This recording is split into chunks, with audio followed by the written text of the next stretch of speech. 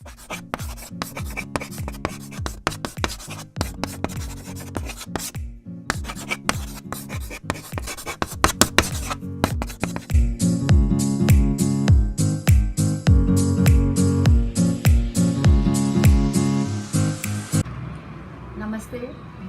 मेरे प्यारे विद्यार्थियों को भी और उन शिक्षकों को भी जो हिंदी में नवाचार का स्वागत कर रहे हैं और अपनी प्रशंसात्मक टिप्पणियों से मेरा उत्साह दिन दूना और रात चौगुना बढ़ा रहे हैं। तो आज मेरा विषय है पर्यायवाची शब्द। सबसे पहले बच्चों को बहुत कठिन लगते हैं, तो मैं सबसे पहले बच्चों से बोलना चाहती हूँ कि आपके अंदर जिज्ञासा होना जरूरी है कि पर्याय शब्द का अर्थ क्या है, विकल्प, किसी एक वस्तु का दूसरा नाम क्या है, इसी को हम पर्याय कहते हैं। इसका दूसरा विकल्प क्या है। जिज्ञासा आपके अंदर हमेशा होना चाहिए। यही जिज्ञासा है कि न्यूटन से पहले भी पेड़ से सेब को गिरते हुए तो बहुतों ने देखा था, लेकिन उनकी जिज्ञासा ने गुरुत्वाकर्षण का सिद्धांत हमें दे दिया। चंद्रशेखर वेंकट रामन से पहले समुद्र के नीले रंग को बहुतों ने देखा था, लेकिन उनकी जिज्ञासा कि नीला ही क्यों होता है, जब ये प्रश्न उनके दिमाग में आया और उन्होंने इस नीले रंग से पर्दा हटाया तो वो विश्वविख्यात वैज्ञानिक बन गए। नचिकेता, पौराणिक प्रसंग आपने कहानी में सुना होगा कि जिसके लगातार पूछे जाने वाले प्रश्नों ने ही आत्मा की जानकारी, आत्मा का ज्ञान और ईश्वर तक पहुंचने का मार्ग बता दिया। तो ये जिज्ञासा तो विद्यार्थी जीवन का प्राण है, सफलता का पहला सोपान है। तो जिज्ञासा हमारे अंदर जीवंत रहना चाहिए। तो सबसे पहले जिज्ञासा जरूरी है। पर्याय शब्द का विकल्प है। अब इन पर्यायवाची शब्दों को जानना क्यों जरूरी है, इस क्यों का उत्तर ही इस जिज्ञासा में समाहित है। तो क्यों जानना जरूरी है।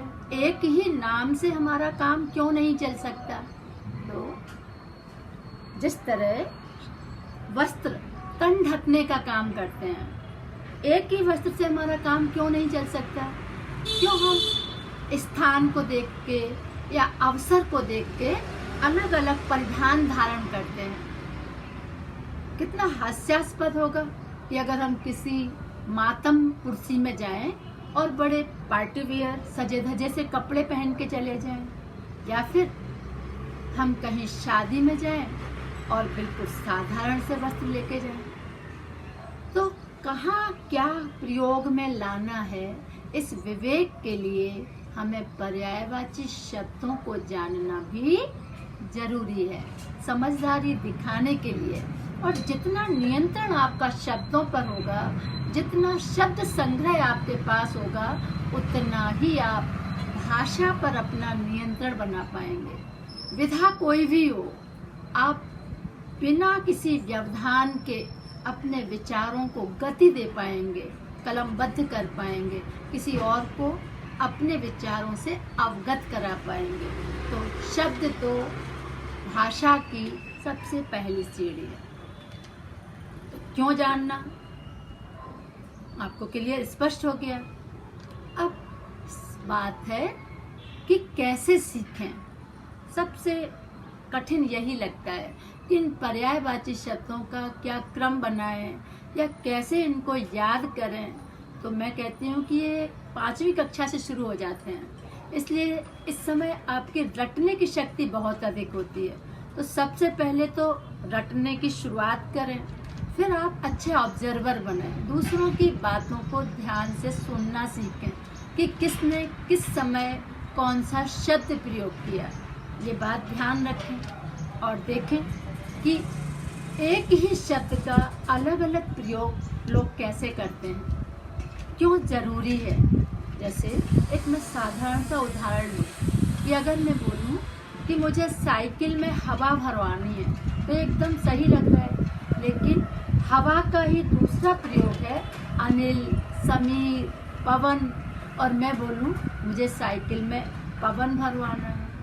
तो हास्यास्पद लगेगा। ऐसे ही गंगा का पवित्र जल कई रोगों को दूर कर देता है।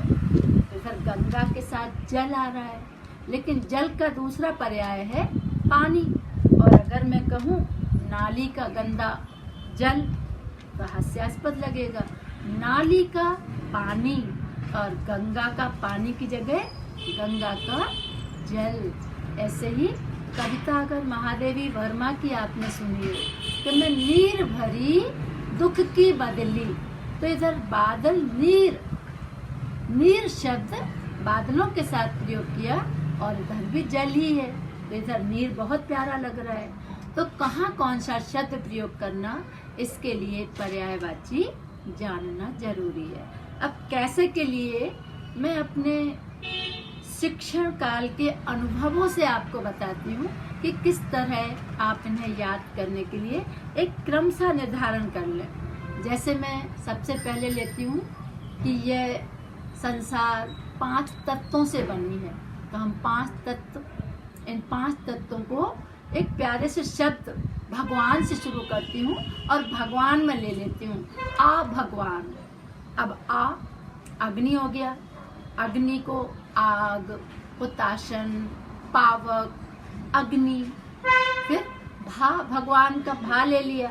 अब भा से हमने लिया भूमि, तो भूमि को क्या क्या कहते? भूमि, वसुधा, वसुंधरा, धरती, जमीन। कहाँ और क्या कहा गया वो आप ऑब्जर्वर बन के सुने। फिर हमने ले लिया भगवान का गा, गगन, गगन को आकाश, अंबर।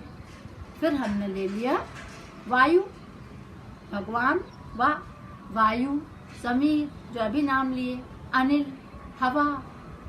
अब हमने लिया ना, भगवान शब्द का अंतिम अक्षर है ना, तो ना से नीर, जल, पानी जो अभी बात कर रहे थे, सलिल।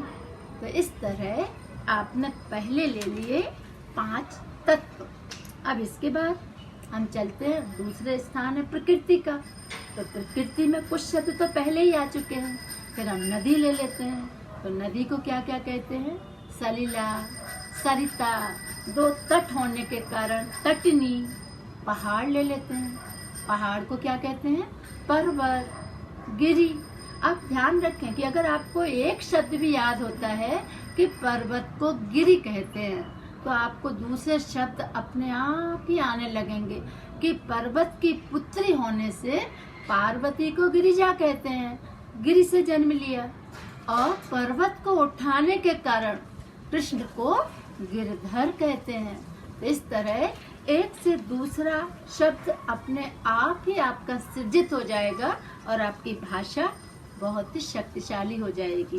तो समुद्र ले लेते हैं, समुद्र को वारिधि खजाना है जल का, वारी का, जल निधि जल का खजाना है, रत्नाकर रत्नों का खजाना है।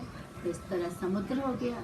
सूर्य, सूर्य भानु कहते हैं, सूर्य को दिवाकर कहते हैं, दिन को करने वाला है।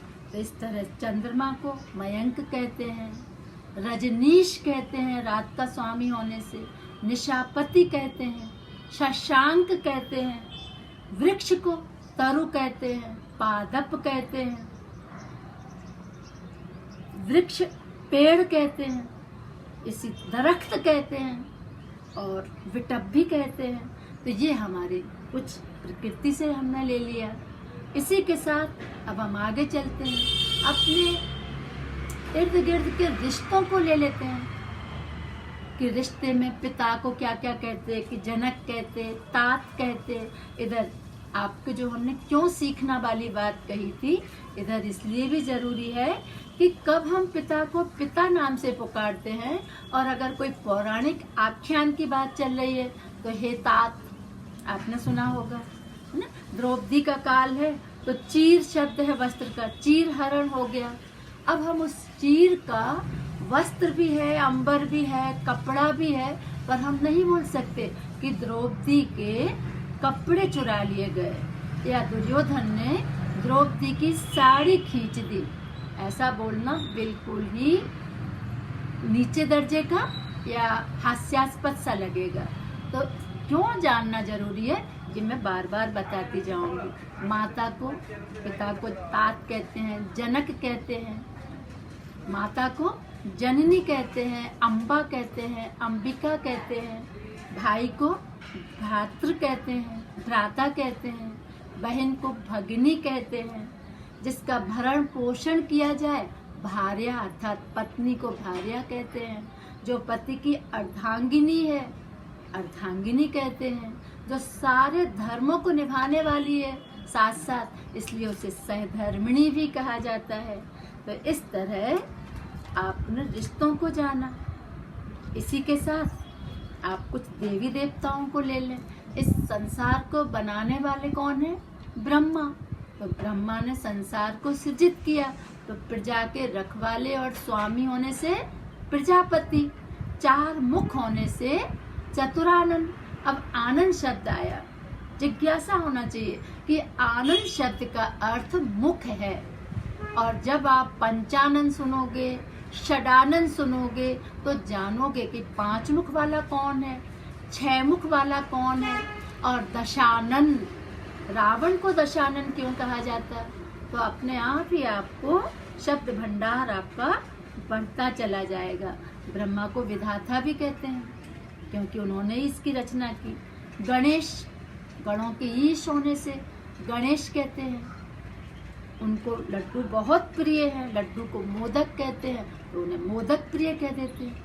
मुरली उनके हाथ में धारण की, तो मुरलीधर कह दिया। गिरी को उठाया, गिरिधर कह दिया।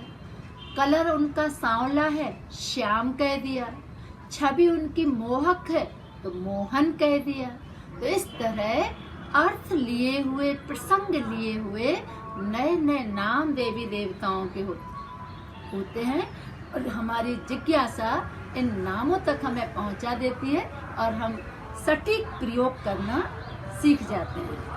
सरस्वती जो आपकी विद्या की देवी है, इनका जानना जरूरी है आपको कि सरस्वती को शारदा कहते हैं, सरस्वती को वाणी की गिरा कहते हैं, भारती कहते हैं।